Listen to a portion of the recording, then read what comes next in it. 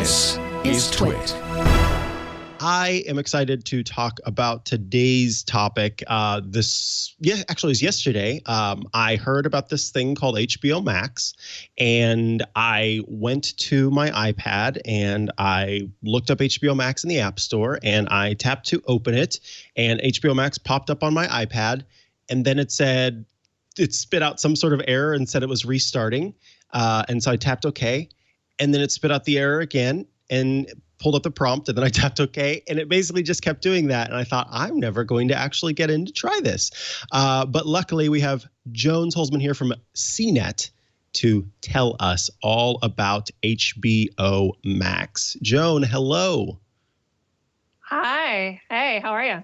I'm doing well, and we're so happy to have you here. You sound great. This is fantastic.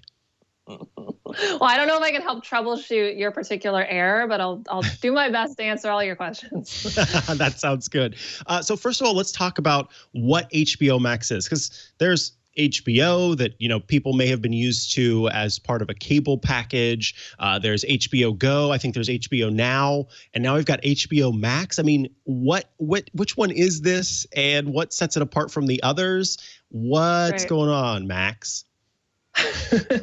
Well, maybe I'll go in chronological order. So in the beginning, there was HBO, home box office. That's the linear network, the traditional TV network, the premium network everybody is familiar with. And then as streaming became something that consumers were demanding, they introduced both HBO Go and HBO Now, and those are the two existing streaming options for HBO. HBO Go is the one that you get into if you pay for HBO with a traditional like cable service or other pay TV service. It's the what's called TV Everywhere thing, where you sign in with those credentials that you are already paying for with your other TV networks.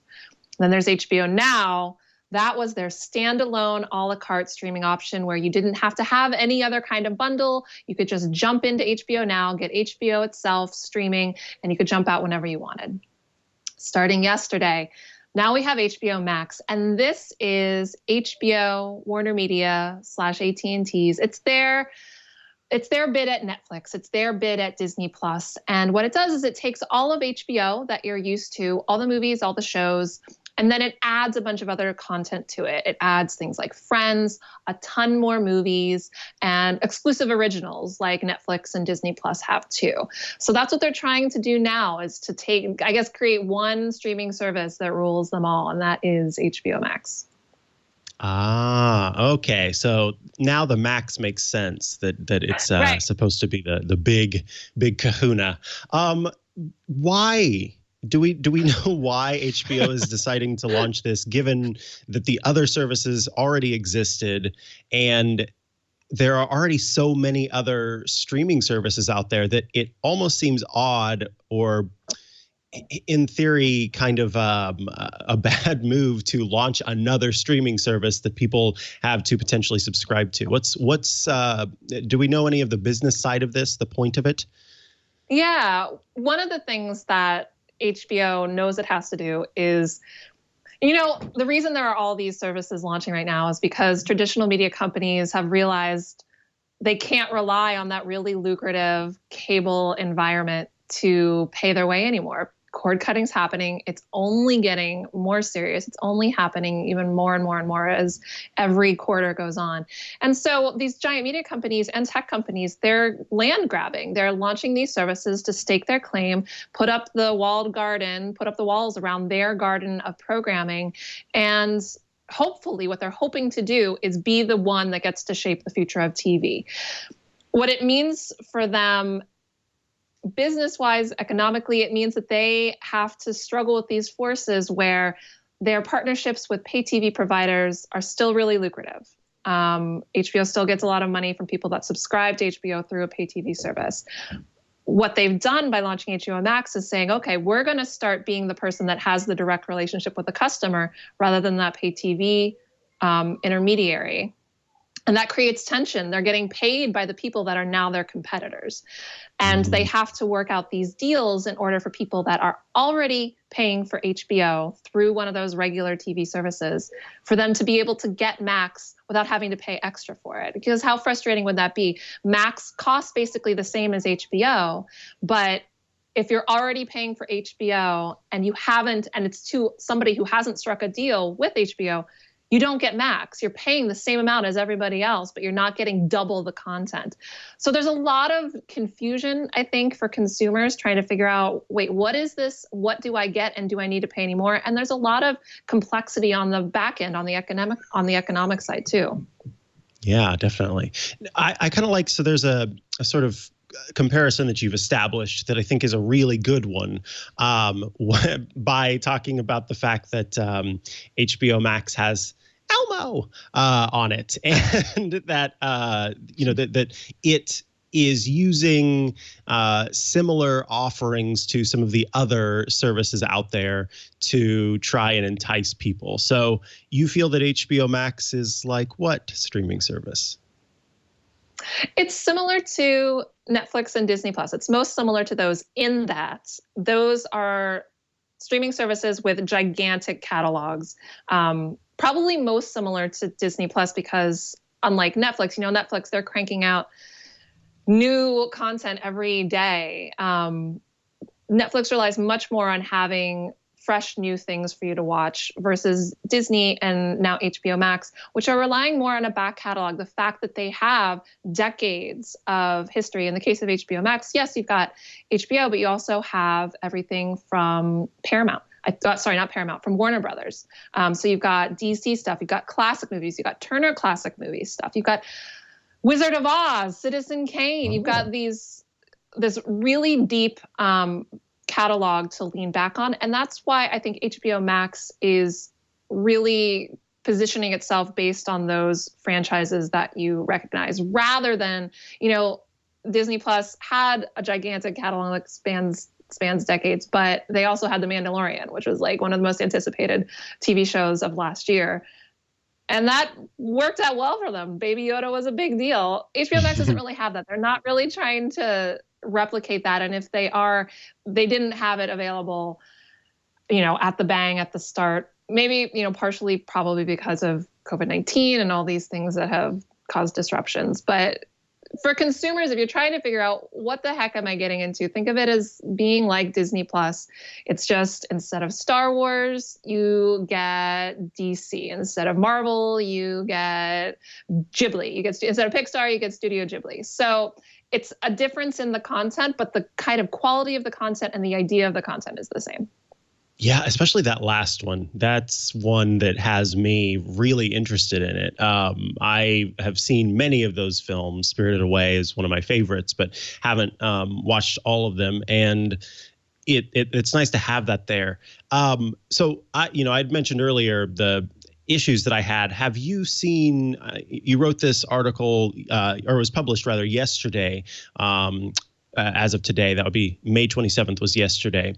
And have you seen any conversation about people having issues accessing it? I can remember when Disney Plus first launched, there were some errors because everybody was trying to get on it and use it. But it basically took the HBO app that I already had on my device and changed its name to HBO Max and then updated it. And so I was a little surprised that I was having trouble accessing the site, given the fact that I already had, or that they'd already been using it as HBO Now up to this point. So I'm just curious if in the outcome after the article, if you saw any other reports of people having trouble accessing the service.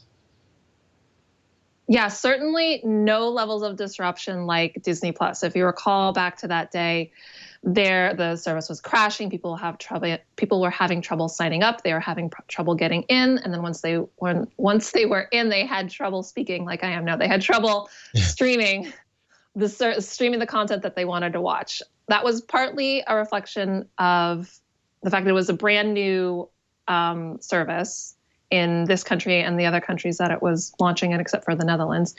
And then, to HBO's credit, there's no better test case for delivering something streaming at scale than having been the place where you stream Game of Thrones every Sunday night when it was the cultural event every week for 2 months last year. You know what I mean? So I guess 2 years ago. So HBO has gotten to the point where they know how to deliver streams when it is in a very compressed period of time. Lots of people want the exact same content within like a start time where all the starts are between like in a 15-minute window. So HBO knows how to handle that kind of capacity. The flip side is, when you have crashes like Disney Plus did, one of the reasons it's a bad thing, but there's a good reason for it. It's because there's so much demand. And that was the case with Disney Plus. There was just so much demand to get that app, to start watching things. And from what we can tell from the amount of downloads that there have been to the new HBO Max app, the amount of updates like you had where the HBO Now app did by a automatic software update turned into HBO Max. And also from things like Google Trends, we can see that there's not nearly the amount of interest yesterday on the HBO Max launch day as there was for Disney Plus on its launch day. So you have sort of two things going on. We don't see nearly as many disruptions. That's to HBO's credit in the fact that they know how to handle a lot of demand. It's also, a little bit of a not a criticism, but it makes you question whether or not the demand wasn't as strong, and so therefore they didn't have as much of a challenge to overcome. We talked a little bit about kind of the impact of what we're going through right now, the coronavirus, and launching a service. Quibi had to deal with this, and now HBO Max is about to kind of deal with this as well. How the coronavirus is going to affect the launch of their service. The question that I have is kind of about all these streaming services in general. Let's say 6, 8, 10 months down the line. Production schedules always take a while, to kind of build up and collect that content, and they know that they're going to be releasing it at X time. Do you think that we're going to hit a point, 8, 10 months down the line where there would have been, if the coronavirus hadn't happened, content to make these services even more impactful in how they dominate the landscape, let's say, but maybe there's less appeal for people because that production time is missing for 2, 3, 4 months stretch? Yeah, these are really interesting differences between these services. Netflix, the Netflix model where you release all the episodes of a season at once, who would have thought that would be such a crucial aspect to dealing with a COVID-19 pandemic? Because they release everything at once, it means they start their productions much further out, earlier in advance than a traditional television show that's released week to week does. And so they have more stuff in their pipeline that's at a level where it can go into post-production. It doesn't have to be disrupted by the shoot, because it's really the production shooting element of live action stuff that's really being disrupted here. Netflix is in a really strong position. They've said that they're having no disruptions to the release, like basically, like maybe minuscule percentage disruption to what they plan to release all the way through this year and well into next year. Now, services like Disney Plus and like HBO Max, they've indicated that, their plans are mostly going to stick with what they should be through the summer, through the fall, maybe if they're lucky, pushing into the winter and getting into next year. But next year, they're going to have to, if we haven't been able to come back and start shooting things, then they're going to have to start getting creative about how to continue to have new, fresh content, if that's something they want to rely on in drawing in interest. Because, like I said, they have that like 10,000 hours or whatever it is of movies.